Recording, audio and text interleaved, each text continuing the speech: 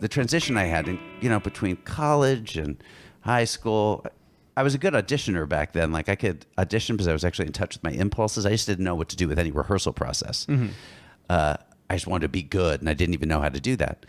And then eventually, but with the more data and the more reps you start to have, you're still kind of floundering in, and learning and failing, not knowing why. But as long as but I still loved it. So you just keep on showing up and doing it and thinking one day I'll understand what the fuck I'm doing. Do you remember when that day happened, or has that day happened, or is it an evolution? Yeah. I mean, I know that as I went on, and I knew that sometimes I was good and I was really present and I had a truthful, honest experience. I just didn't always know why it happened. And I think the thing that eventually, and I still did, even though I could acknowledge that, I didn't become focused on wanting to achieve that again. I was like, oh, that happened. That's just an accident. It's just an accident. And that's where I started to realize what separates the professional from the person. I don't want to call a person who's not working not professional, but a person who's just not in control of their craft. Yeah. But I realized, okay, I have to actually have control of this craft. I need to find a way to be good every time. And that's the beauty of it, I think. I think that is one of the terrible myths about Los Angeles. A lot of people come with the feeling that I was great at this thing in high school accidentally, perhaps. I'm a very attractive person or whatnot, charming. And there's very little understanding of the need for disciplined learning and technique, I would say, among a large number of the people who come to the city. I have no data to prove this. Well, I think it speaks to this. I have very little patience with bicyclists, and with so many things. I can't go to long lines.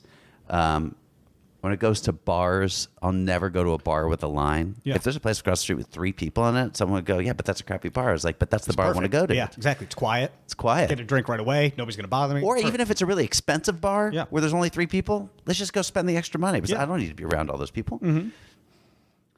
But despite my lack of patience with acting, which showed me that I loved it, I just wanted to keep coming back. And the idea was like, I intuitively knew I had I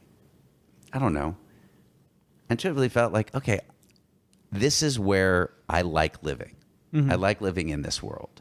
And also, I think it's different. It's the people that it attracts. It's so interesting that as you evolve, like I'm so lucky to know you. It's funny because, like there's that in those John, what's his name? Breakfast Club, John, John Hughes. John Hughes, yes. Actors got a bad rap. They were always the stuffy ones smoking cigarettes with the turtlenecks. Black turtleneck, yeah.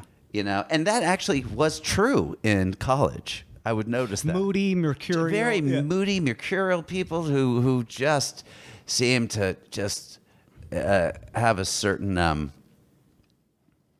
what word am I looking for? Arrogance? Yeah, I don't want to put that on them, but there was, but yeah, I feel bad saying it, but some of them had a certain arrogance, whether they were, really good or not, but they're actors in the theater.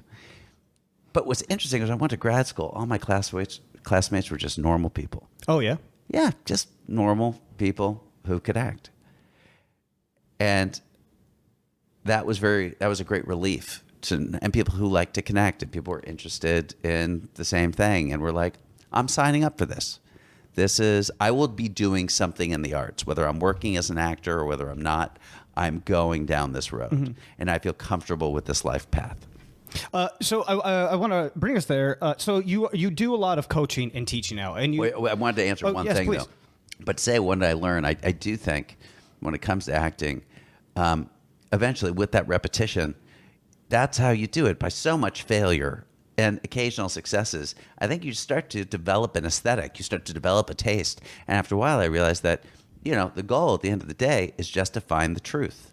and to live authentically in that moment. And when someone says, "Did you have a good audition?" It shouldn't be, "Wow, I hit everything. I did all that. Everything I planned." Mm-hmm.